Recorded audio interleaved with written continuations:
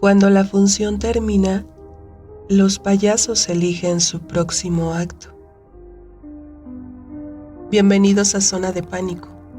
Yo soy Mesli y el día de hoy te voy a relatar 3 aterradoras experiencias reales con payasos de juguete.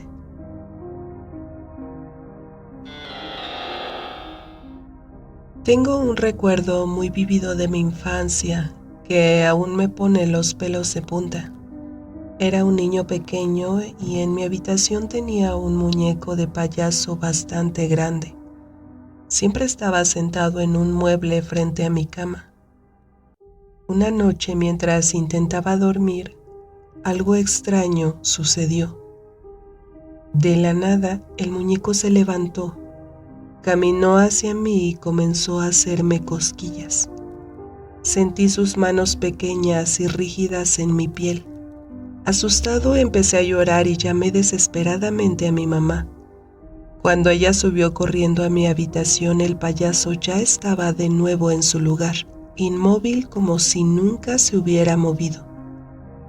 No puedo asegurar que fue un sueño porque las cosquillas las sentí reales. Desde ese día empecé a temerle. Sin embargo, los años pasaron y me acostumbré a su presencia, aunque nunca llegué a gustar de él. Cuando nos mudamos a una nueva casa, el payaso terminó de nuevo en mi habitación, junto a otros juguetes en un mueble alto. Ahora tenía un pequeño cachorro que acababa de llegar a la familia, un perrito juguetón y travieso.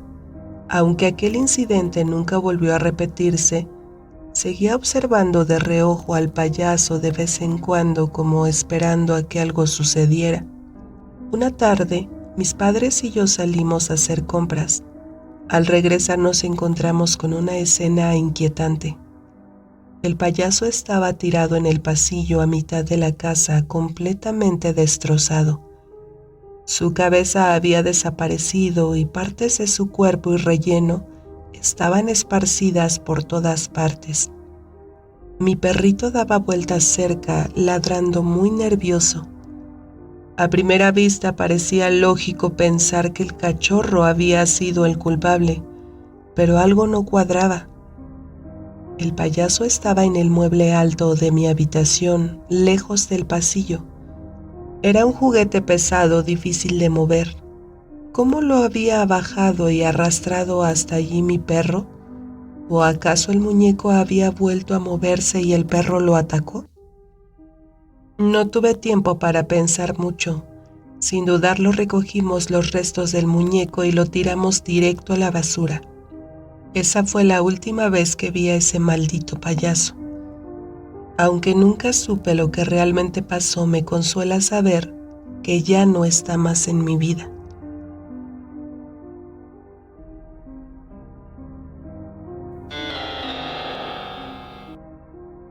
Quiero contarles una historia que recordé. Cuando era adolescente, unos amigos míos que eran hermanos me contaron algo que les había sucedido.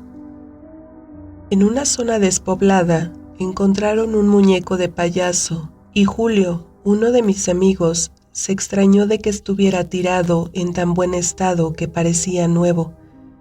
Pensando en su hermana menor, que en ese entonces tenía 5 años, decidió llevárselo para ella.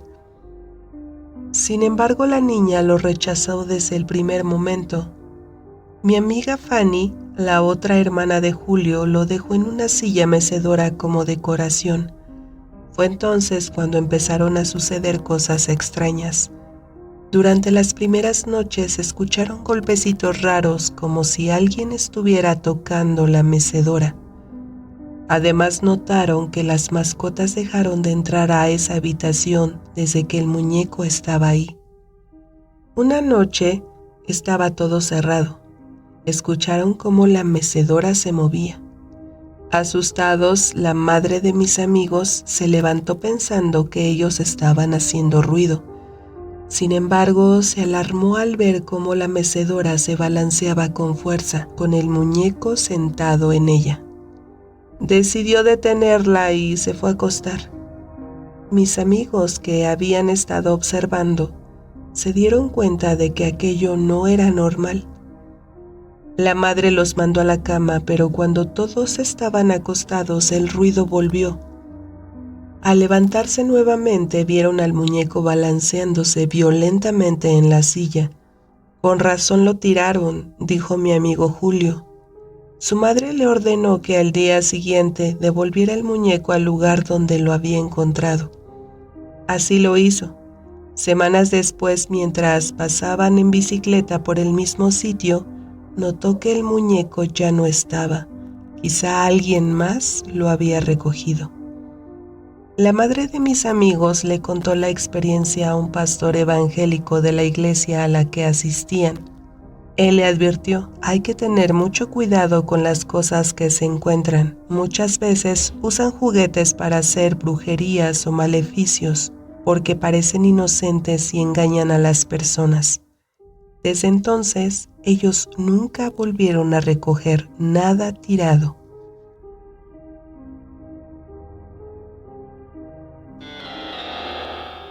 María jugaba en la sala con su pequeña hija Sofía de 4 años. Era una tarde tranquila. La madre manipulaba un viejo muñeco de payaso. El juguete tenía una cabeza y manos de plástico rígido y un cuerpo blando relleno de algodón. Con una voz aguda y graciosa, María hacía que el payaso hablara. «Soy Pipo y voy a hacerte cosquillas, Sophie». Sophie gritaba y reía intentando esquivar las manos del payaso que se acercaban a su cuello. Todo parecía un juego inocente hasta que de repente María intentó rozar el cuello de su hija con el muñeco. Este pareció cobrar vida.